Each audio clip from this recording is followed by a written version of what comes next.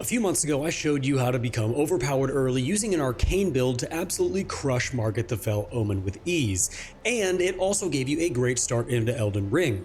Now, in this video, we're going to take the same build and update it so you can succeed in the mid-game of Elden Ring. I will equip you with every talisman tier and weapon that I think you will need in order to hold your ground. Now, there will be some editing in this video, unlike the previous one, because it would just take way too long to show you guys every little thing that I'm doing, but I will have important locations of all the important talismans and things that I'm using for the build, so you can follow along with ease and not get lost. So let's go ahead and jump into it. Now, in the last video, we left you right here in front of Stormveil Castle, so the one thing that we are going to need in order to succeed here is runes. So I'm going to go back through Limgrave and just destroy every single boss that I can to get all the runes that I possibly can in order to level up.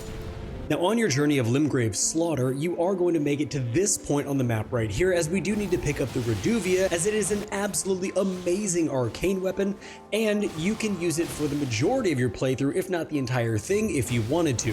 You are going to be invaded here after you kill the invader with Yura's help, or without it, you can go ahead and grab this weapon. Then you'll move north in the river, and you're going to find Yura on the right side. Go ahead and exhaust all of his dialogue, because we're going to need his questline later.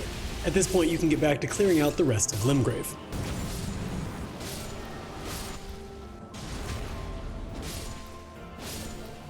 Now, once Limgrave is devoid of any boss life at all, there are a few items that we're going to grab that are going to make our run overall just that much better, quicker, and easier, so let me show you where we're going to go. Now, you're going to head directly to Saint's Bridge Grace at this point as you're continuing your wanton murder, and you're going to go ahead and murder an NPC, Alexander. Now, I typically don't murder NPCs, and I strongly suggest that you do the quest lines associated with them, as they are incredibly beneficial and really fun in my opinion. But since we're trying to be an absolute monster by mid-game, you are going to need the Warrior Jar Shard he drops. If you don't want to kill him here, start his quest line here, and you can just do it in the background as you follow along this guide. You're then going to head to the War Master's Shack Site of Grace, because just to the northeast of that on a ledge is going to be a knight patrolling. You need to kill him in order to get the Golden Vow Ash of War, as that's going to add 11.5% extra damage to us and 7.5% damage negation, and this is going to last for 45 seconds. We're then going to move from this location where we killed the knight all the way over till we see this very small graveyard here on the side of the hill.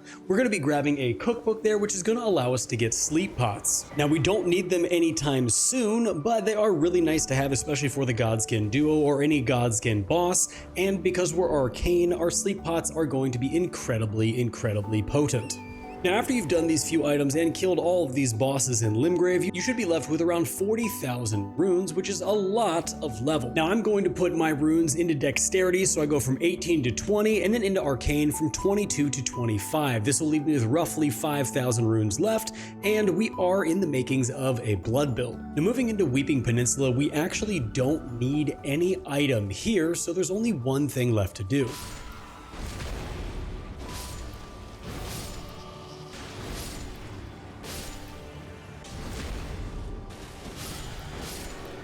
So now that we've destroyed pretty much every single boss in Weeping Peninsula and cleared everything out, we are going to put the rest of the points remaining that we've got into Arcane. This will bring us up to level 40 and 29 Arcane. From here, we're going to start making our way into Liurnia of the Lakes, but before we do that, we need to make our way through the entirety of Stormveil Castle. Now, there are going to be a few odds and ends that we're going to be grabbing here: an Ash of War, Golden Seed, some smithing stones, but there's nothing really of note that you are going to want to pick up unless you want to create your own build with it later. So I'm going to show you the few things I think you should pick up here, but the rest is completely up to you. Now, our first item here in Stormveil Castle is going to be right down here next to this Axed Guard. It's going to be the Hook Claws, and these are an excellent fist weapon, especially if you want to use a Blood Flame Blade incantation and use that weapon for this build. That's a completely viable option, and you will be able to do a ton of damage with it.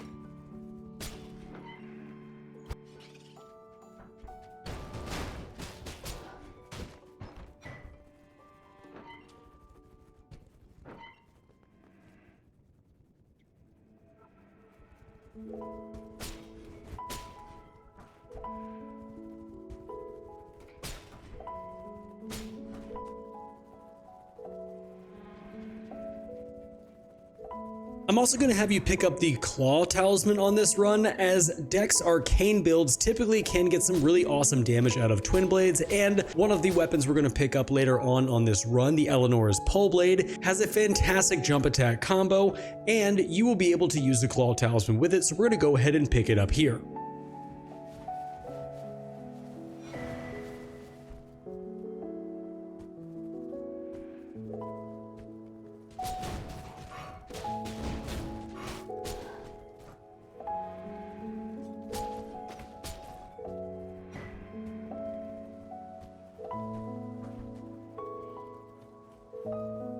Now we are coming up to the Godrick the Grafted fight, which, if you recall from the first video where you started this guide, this weapon is already going to be a somber +6, and we are going to have absolutely no problem taking him out. But there are a few things that we're going to grab here in the courtyard before we get to him. You are going to have to deal with the birds first, and then head up to the left and grab a smithing stone, and then run back down to kill the next bird, and you're going to find a golden seed in the middle of the courtyard here.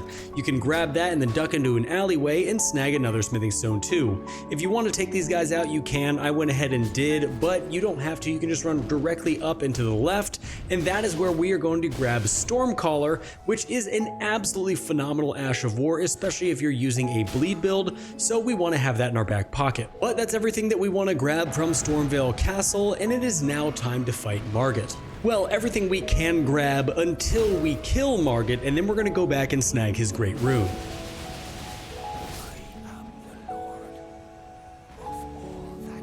So once Margit is defeated, you will have some runes left over, so I'm going to go ahead and just pump them all into Arcane. I should have level 43 and 32 Arcane. Now to get Margit's great rune, you need to go to the Rampart Tower site of Grace and backtrack to almost the gate of Stormveil Castle. This is a decently long run, so I'm going to go ahead and speed it up for you, but we are going to fight one of the lion enemies at the very bottom, and he will give you a Somber Smithing Stone 1. However, he can be kind of a challenge, so instead of getting thrashed around like I did, I'm going to edit it so it looks like I did this absolutely perfect, and I'm going to kill him and move into the area where Godrick's rune is going to be. You will need to make your way up the stairs right in front of you, and there's going to be a Grace on the left side after you get through the room with the kneeling knights, and then you need to make your way through that area towards the giant golems, where yes, once again, you probably are going to be hit like I did, but it shouldn't be too big of an issue, and there will be a portal at the very end that will take you to the Divine Tower.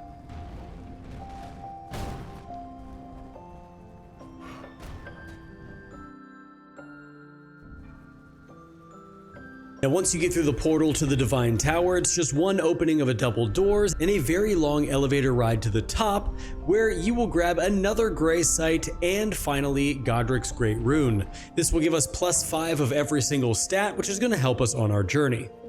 Then finally, after getting Godrick's Great Rune, you are going to make your way to the lake-facing cliff site of Grace, and we will start the next leg of our journey, going into Liurnia of the Lakes. So our first manner of business in Liurnia of the Lakes is we need to go into Stillwater Cave, the dungeon directly underneath of us, and we need to get our first multi-hit talisman, the Twin Sword Insignia. This talisman is going to raise our attack power with successive attacks by 3%, 5%, and 10%, and what that means is as you ramp up with your successive attacks, you will get those different benefits, capping out at 10% extra attack power, which is going to help our Regalia of Eochad hit harder, as well as being a pivotal talisman if you want to run a multi-hit build for this particular build. Now the boss in this dungeon is not difficult, considering we already have a Somber 6 weapon, so we should make very short work of him, and after his defeat, he will drop for you the Twin Sword Insignia.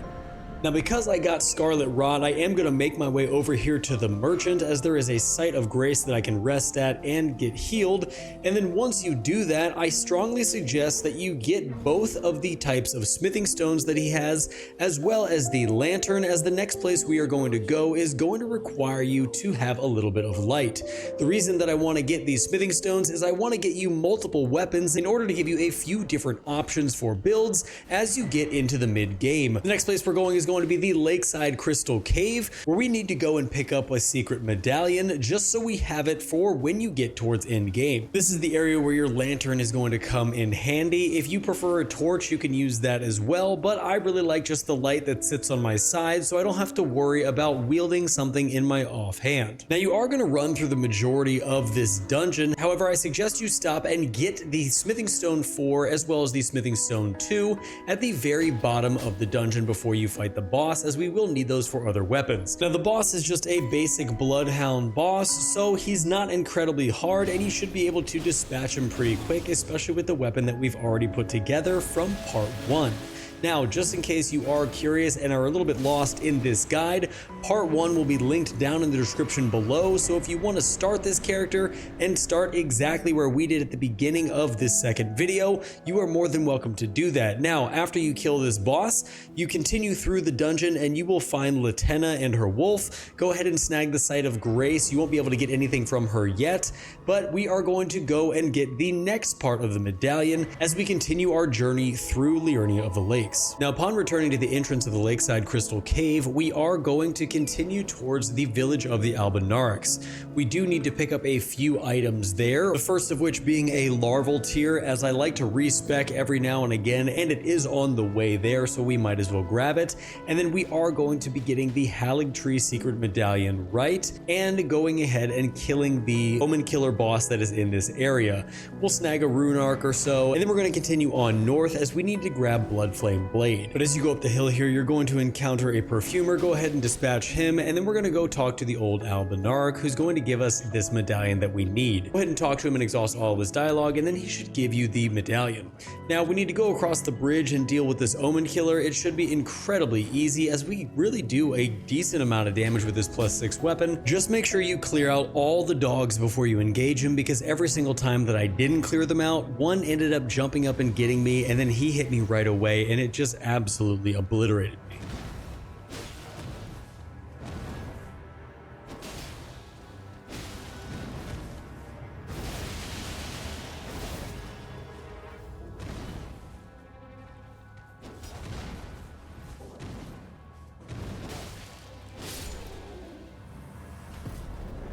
Now, once you kill the Omen Killer, you then need to make your way north to this location I've marked here on the map. There is going to be a golden scarab there that you need to kill, and that scarab is going to drop for you the Bloodflame Blade incantation.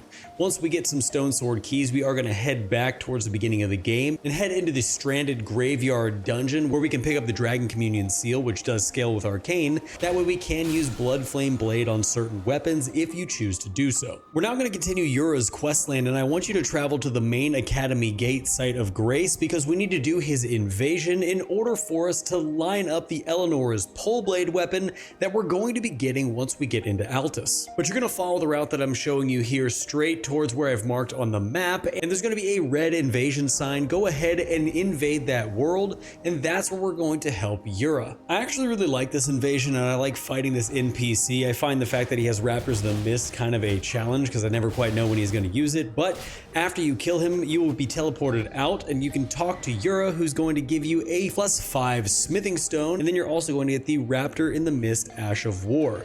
Go ahead and exhaust all of his dialogue, and then we're going to take a right and go down towards where we can see that golden tree. We are going to get another golden seed to add to our flask, which is rather important when it comes to your healing and how many charges you have. Next up on the docket is going to get a smithing stone bell bearing in Raya Lucaria Crystal Tunnel. So you want to travel to the Academy Gate Town Site of Grace and just run directly north, staying along the cliffside. This dungeon is going to be tucked away up on the right side, but staying close to the cliff sides is going to allow you to find it no problem.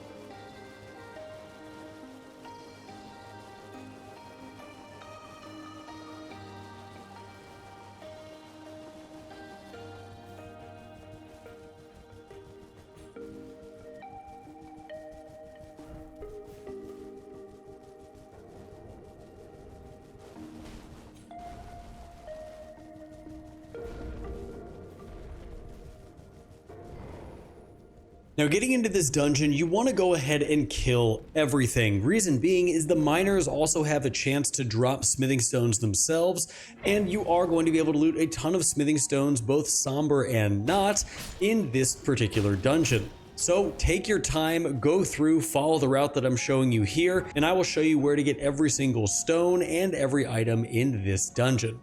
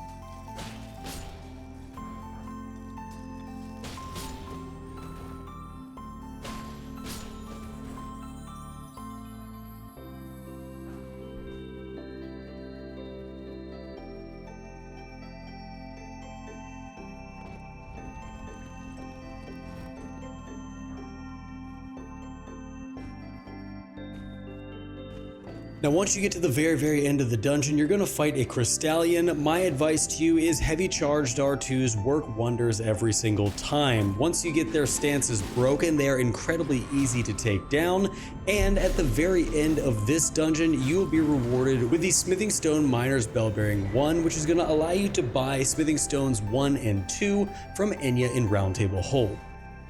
Now the next place we need to go to in Liurnia of the Lakes, especially considering we're wielding a few somber smithing stone weapons, is to follow my route that I'm showing you all the way up until you get to E.G. the Blacksmith.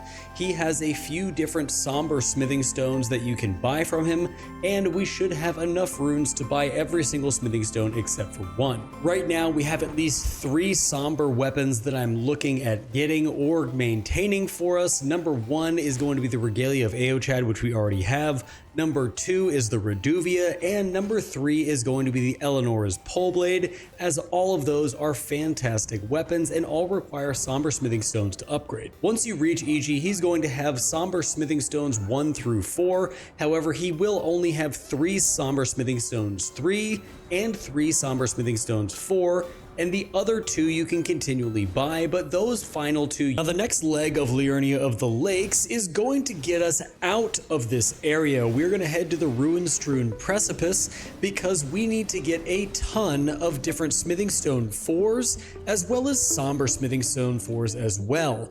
You're also going to see at this point in the run, I have leveled up the Reduvia to level 4 using these somber stones that we just got, and you can pretty much use this weapon as a crutch damage until the end of this guide if you want to. The Reduvia is so ridiculously powerful, especially with an arcane build, that you are going to have no problem defeating bosses, especially if it's a larger boss and you can lock onto its head. You can absolutely burn them down no problem, but I'm going to speed up the run here just so you can see exactly where we're going, and every single time I pick up a smithing stone, I will slow it down so you can see exactly where we are in the game.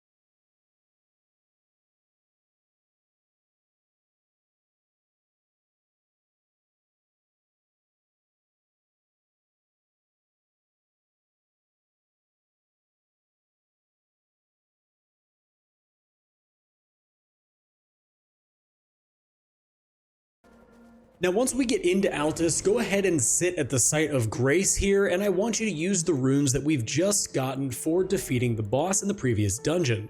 You're going to go all the way up to 34 Arcane and allow yourself to get to level 45. Now even though we've entered Altus Plateau, we're not going to do the bulk of our gathering of materials and items that we need in this area until later on in the guide. However, as we are here, I did feel like it was important to grab a few things to help us on our journey once we go back into Liurnia of the Lakes and kill every single boss that's there so we can get some more runes. We're going to be grabbing golden seeds. We're also going to be grabbing a few sites of grace, Eleanor's pole blade, so continuing Yura's questline, and we're also going to be getting the Somber Stone Miner Bell Bearing 2, which is going to allow you to buy somber smithing stones from the shop in Roundtable Hold. Now, one mistake I did make here is once I got up to the Church of Blood, where you get Eleanor's pole blade, Eleonora and Yura were not there. The simple reason for this is because I had thought that I exhausted all of his dialogue when he was back at the outskirts of Raya Lucaria,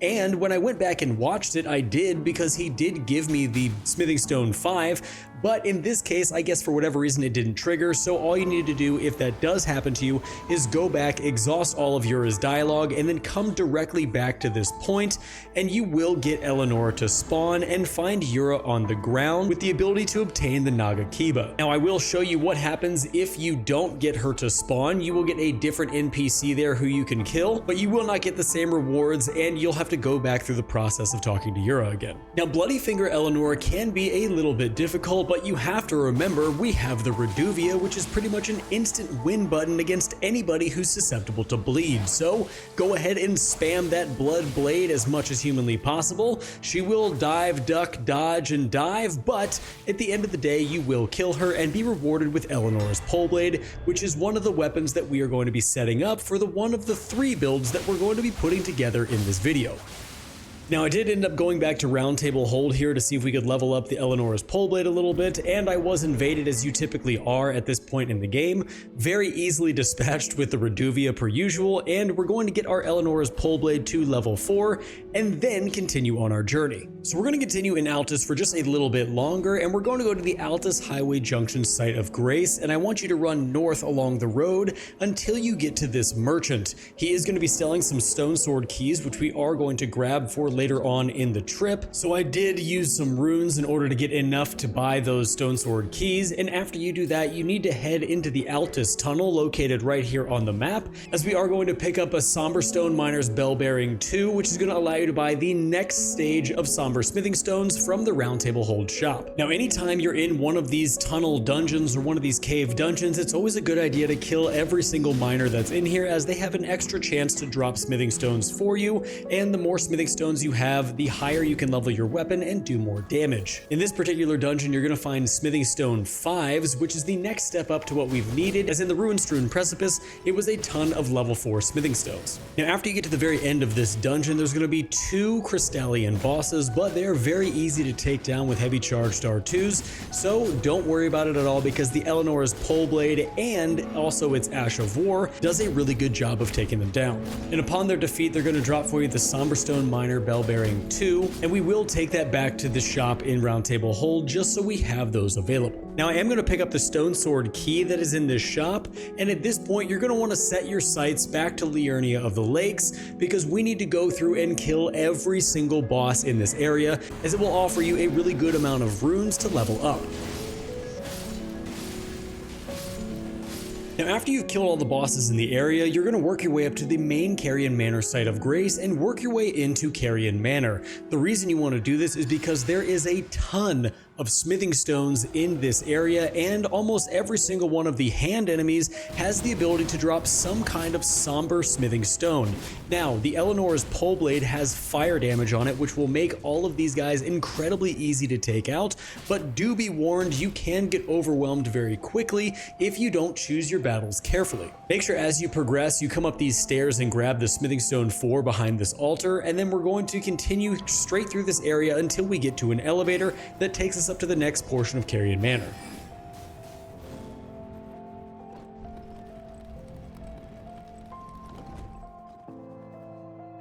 Now once you get to the top, you are going to want to go over here and grab this golden seed, and then if you don't aggro these wolves, don't worry about them, but I seem to aggro them every single time, so go ahead and dispatch them and then follow the route that I'm showing you here, as we are going to go up and fight Royal Knight Loretta, who should be decently easy to take out with our Eleanor's Poleblade. By this time in the guide, you should have Golden Vow, which should allow you to get a nice little buff to fight this boss, and even though she can be a little bit annoying and constantly be jumping around, she does take a really good amount of damage from the Eleanor's Poleblade, so you should have no problem dispatching her.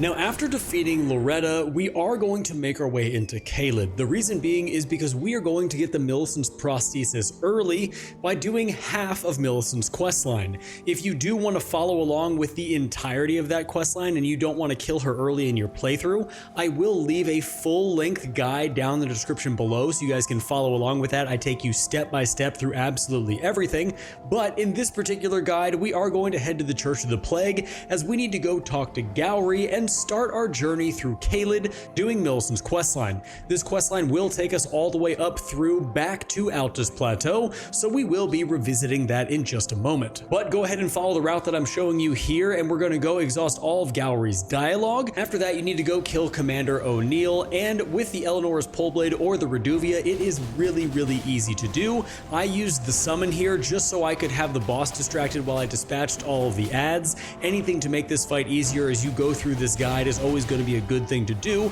and once you defeat him, he will drop for you a golden needle. We then need to return back to Gowry's shack and give him that golden needle. You can go rest at any site of grace and then return to him, as he's going to ask you for just a few moments with the needle, and after that you then can take the needle up to Millicent at the Church of the Plague. You can exhaust all of her dialogue after giving her the needle, and then your screen will go black, and then you'll need to rest at the site of grace, and you can find Millicent standing up where she was sitting in the Church of the Plague. Go ahead and talk to her, and then you will get the prosthesis wearer's heirloom, and you can rest at the site of grace once more, and then she will be gone. But don't go too far, as we need to head back to Gowry's shack where Millicent will be standing, and you can exhaust all of her dialogue there, and then make your way back to the Erd Tree Gazing Hill site of grace in Altus Plateau. You can turn and see her out looking Altus, and go up and talk to her and exhaust all of her dialogue once more. After exhausting all of her dialogue, we need to head into the shaded castle inner gate and grab for her the Valkyrie's prosthesis so we can come back and give that to her. Now there will be one lone Cleanrot knight guarding a chest that has the Valkyrie's prosthesis in it, but just a few ashes of war from the Eleanor's Poleblade and she should be easily dispatched, so you can go behind her and grab this item we need from the chest. Now we are going to return to Millicent at this point and give her the Valkyrie's prosthesis. Exhaust all of her dialogue and then do not make the mistake that I did and kill her. I killed her a little bit too early, but I had a buddy of mine drop for me the Millicent's prosthesis, so I have it for this run, but you do not want to kill her here. If you kill her here, you will not get the Millicent's prosthesis. You need to wait until we get up to the Godskin Apostle fight at the Windmill Heights site of grace, where she will next appear after we defeat that boss.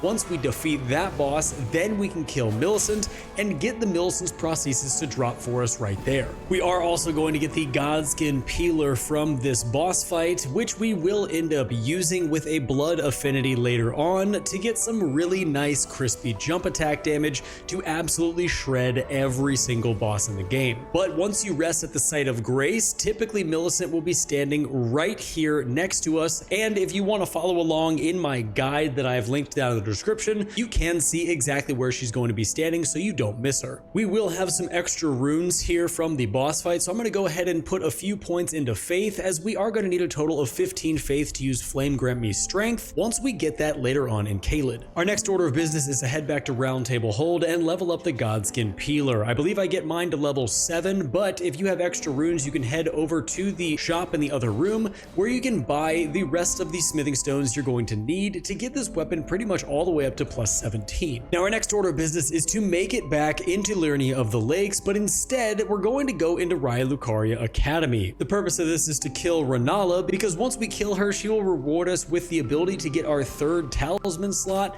from Enya in Round Table Hold. Now you're going to make your way up through this area as usual and take the lift all the way to the top. Once you get to the top, you want to snag the site of grace and then run through the stairwell to the left, where we're going to find an illusion illusionary wall. After you go through this illusionary wall, you need to grab the smithing stone 4 that is on your right, and then you can head back in towards the Red Wolf of Radagon, as we are going to take him out next. Now, since we've put together the dual twin blade jump attack build so far, you are going to absolutely shred the Red Wolf of Radagon with little to no issue.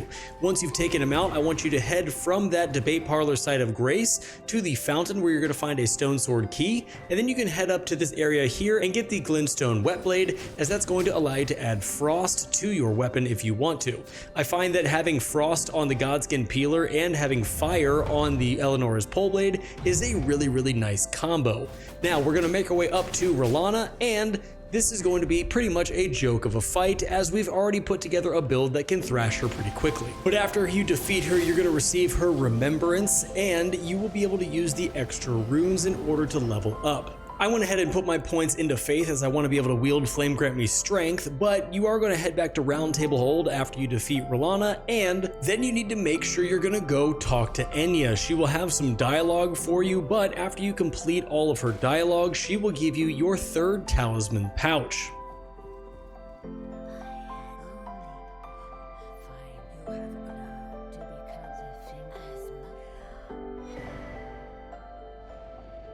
Now at this point, we're going to go back and spend a considerable amount of time in Caelid, because we need to grab Flame Grant Me Strength, Smithing Stones 4, 5s, 6, and 7s, the Fire Shrouding Cracked here, as well as take a trip to Celia Crystal Tunnel. We are going to be killing a ton of bosses in here, and I went ahead and killed as many as I could without doing things like the Rot Dragon or anything else that was too powerful just yet. Now the first location we're going to go is to the northeast of the Smoldering Church in Limgrave, and we need to go fight the Erd Tree Avatar here in Caelid, who's going to drop the Fire Shrouding Cracked Tear. Now this tree can hit incredibly hard, and it does have Scarlet Rot buildup, which means it is going to kill you incredibly fast if it does get on you, but with the jump attack twin blade build that we have going on right now, you should be totally fine, and there's only about 4 to 5 moves that this avatar does, so once you have memorized them, you should be good to go. Once you've obtained the Cracked Tear, you're then going to head south to the Fort Gale North site of Grace, where we need to make our way to Fort Gale, but we aren't going to go inside of it, rather we are going to go around to the left of it, and there's going to be 2 flaming chariots by a bunch of corpses that are on fire, and in between those chariots is going to be the incantation Flame Grant Me Strength, which we are going to use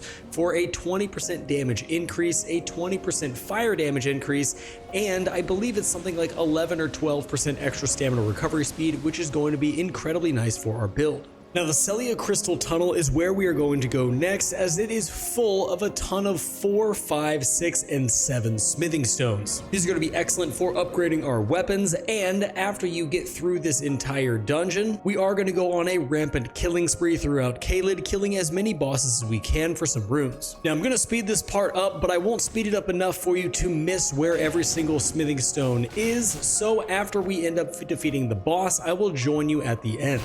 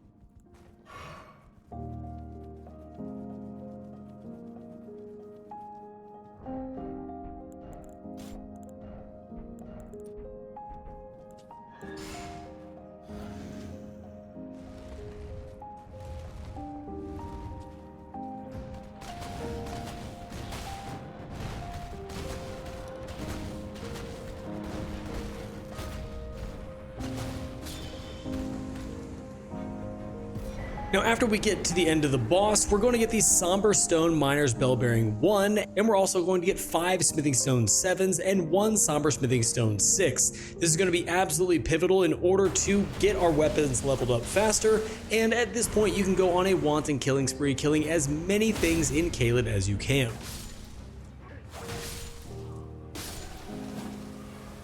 Once your bloodlust is satiated, you can head back to the Twin Maiden Husks and Round Table Hold and offer the Somber Miner's Bell-Bearing 1, as you will then be able to buy smithing stones from them. Now at this point in the run, we are going to make our way back to Limgrave, as we are now powerful enough, or have been powerful enough for a while, to go clear this place out and get the Dragon Communion Seal, which does have an S scaling in Arcane when fully leveled up.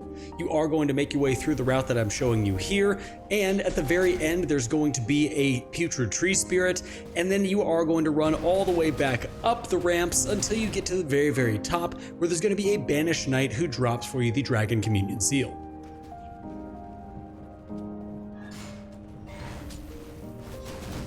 Once this seal is in hand, you can equip it and you will be able to use Flame Grant Me Strength, which is the final buff that we need for this particular build. And at this point I am putting points into Vigor and Arcane to cap out at the soft cap of 40 Arcane, and I am currently level 63. Now at this point we are entering the last leg of our mid-game monster build, and we are headed back to Altus Plateau, as we need to get about 5 or 6 items in order to be really set up to go into the end game and absolutely crush everything. We're going to be grabbing the Smithing Stone Bell-Bearing 2, the Raptor's Black Feathers, getting some Golden Seeds, grabbing Bloodblade for our Godskin Peeler, going into Old Altus Tunnel for Smithing Stones, and getting the Godfrey Icon. Now right up ahead is going to be a clearing with a floating scarab, and that scarab will drop to the ground as soon as you get close to it. I'll mark it right here on the map so you know exactly where to go, but this is going to drop Bloodblade for us, which we can then put on our Godskin Peeler and have a really fantastic bleed build. Now,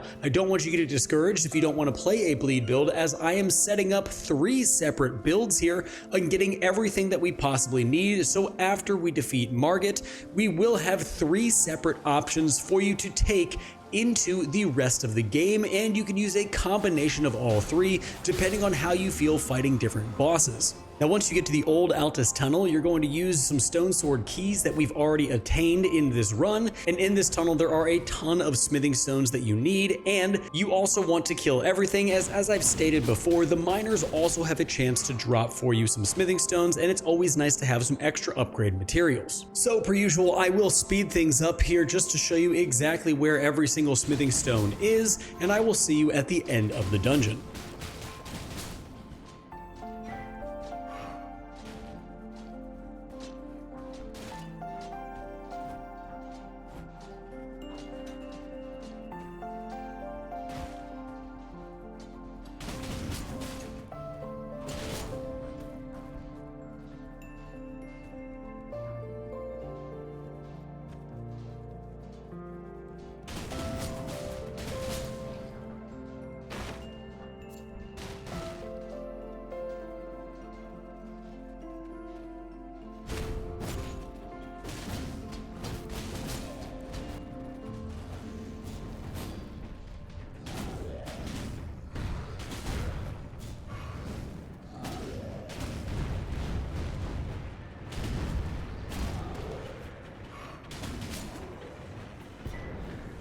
Now upon the boss's defeat, you're going to exit the dungeon and head all the way to this Everjail here on the map, and you are going to attain the Godfrey Icon. This boss can be a little bit of a challenge, but considering the weapons that we have, you shouldn't have too much of an issue with it. I will be fully transparent, it did take me a few tries to get him down, but only because for whatever reason this boss always gives me a hard time. No matter what level I am, his moveset is just a little bit confusing to me for no reason at all. So after you defeat him, you will get the Godfrey Icon, which is going to be great when using your Regalia of Eochad. Now I'm heading back to Round Table Hold for the second to last time on this particular journey, and we are going to go ahead and level up our Eleanor's Pole Blade. To do so, I'm going to use both remembrances that I have, as I don't need any of the weapons for this run that they offer, and I am going to level up, putting it a little bit into strength, getting up to level 65.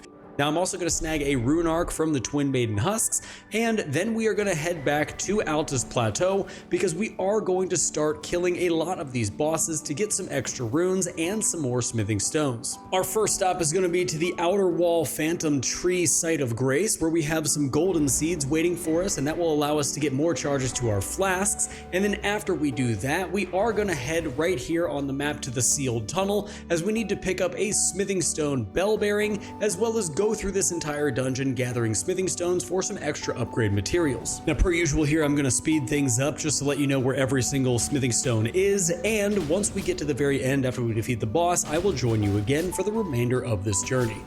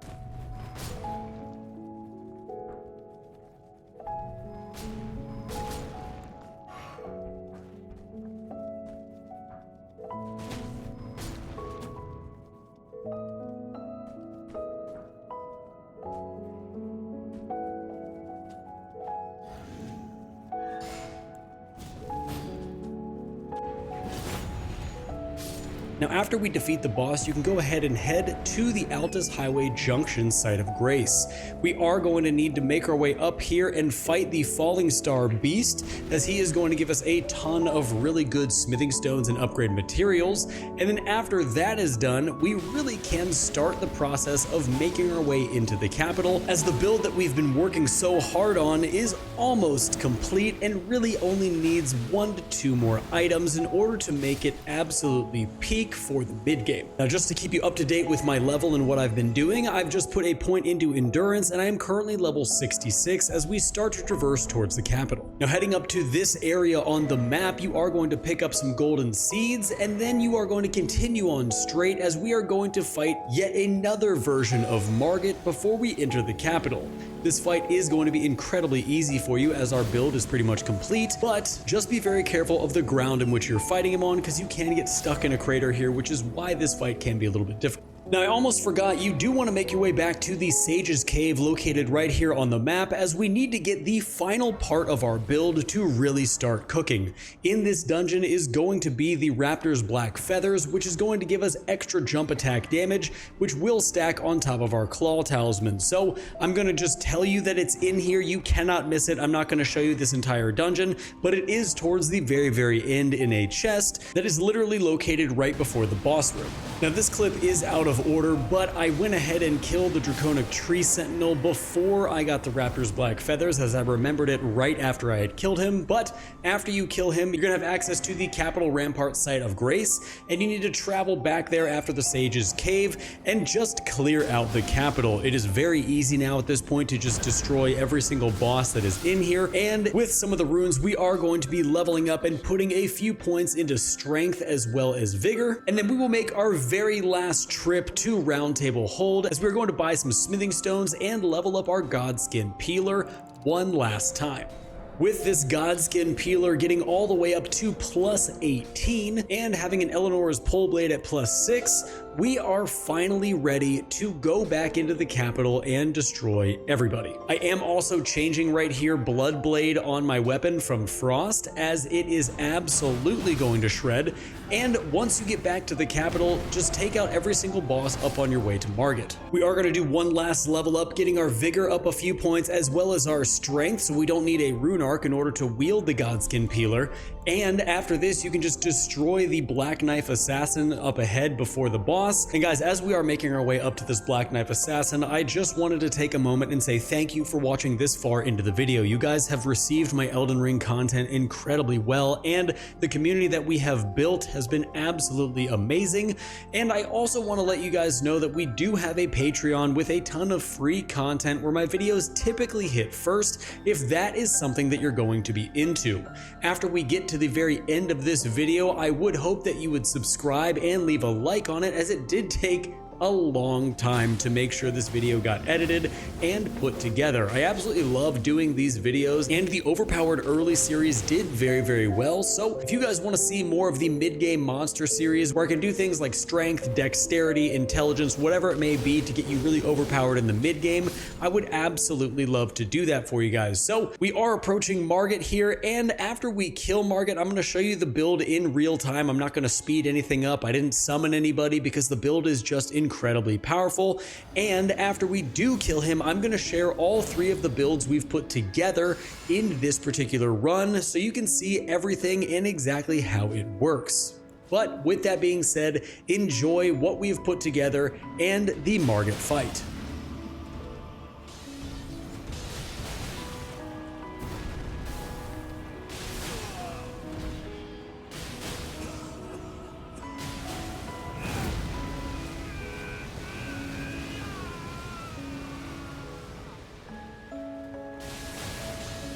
And there you have it. That is the build that we have put together. I am going to take some time here and show you exactly what the builds entail, what everything looks like, and what I was using exactly as far as my level, stats, buffs, everything right now.